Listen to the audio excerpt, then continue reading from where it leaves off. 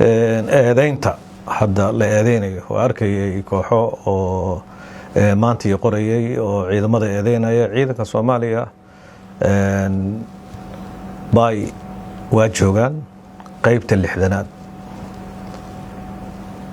oo qayb weyn ah ayaa jooga ciidan hadda cirka uga yimid oo uga soo degay ma waa ciidankii meesha joogay oo hadba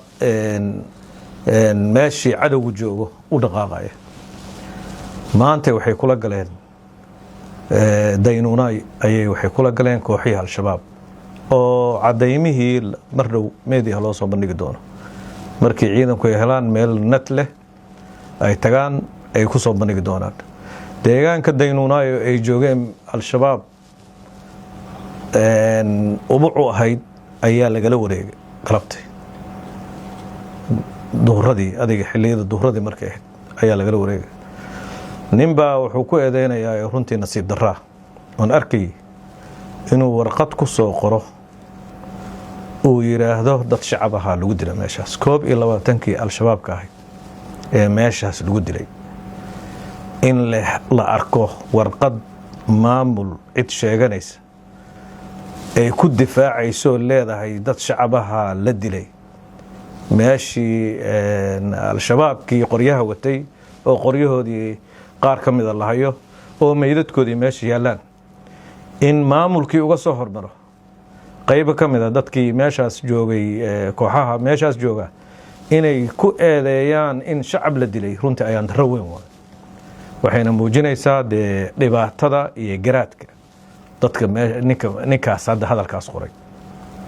waa nin mas'uuliyad sheeganaya mas'uuliyadu sheeganaya oo leeyahay gudoomiye baarlamaan baana inuu shabaab ku difaaco oo yiraahdo shacab baa la dilay shabaab ku difaacana runtii ayaan daro weyn arintaas marka ciidanka qaranku shaqadiisa caadiga conflictiga meeshaas qayb kama ahan waana ka horeeyay waad ogtiin 3 sano la soo dhaafay deegaankaas dadkiisa iyo siyaasiyiinta ka soo jeeda iyo maamulkii meesha joogay way saysteen madaxweynaha jamhuuriyadda federaalku iyo anoo wasiirka arrimaha gudaha baydhabo tagnay 2023kii muddo soo joognay la soo qaboojiyay mar walbana dadku meel bay ka bilaabanaysa dawladda federaalka marka khilaafaadkaas daakhiliga ah oo maamulkaas iyo dadkiisa u dhaxeeya qayb kama ah qaybna kama noqon karto laakiin ciidanka qaranku shaqadiisa meel ka mamnuucana ma jirto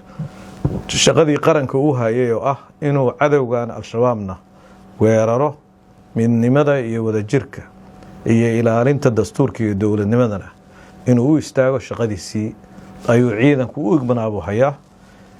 haddii maalmihii la soo dhaafay dad badan ay iska hadleen waxay rabaan iska sheegeen taas macnaheedu ma ahan ciidanka xoogga dalku wuxuu degan yahay madaxtooyada oo Cabdicaziz Laftagareen uu degan yahay ayuu ku degan yahay hadduu dhibaato wado waxay isku jiraan 100 mitir meesha uu degan yahay iyo taliska ciidanka qaybta lixdanaad 200 mitir isku jiraan waa dadka deegaankaas tagay way yaqaanaan wax dhibaato ah ku jira meeshaas ma jiraan marka runtii khilaafaadka daakhiliga in hadda meel ugu loo ordo maahan waxaas xalkooda iyo asaaliibtooda iska leeyahay laakiin ciidanka qaranku xaq buu u leeyahay inuu socdo kuwa waxay eedeynayaan sida ciidanka qaranku ay ku gudbeen masaafo hebel oo xagga u gudbeen al-shabaab waa kan ay kuwa maanta la dilay haddii al-shabaab iyo ciidanka wax u dhaxeeyaan furimahan oo dhan miyaan iska soo horjeedi lahayn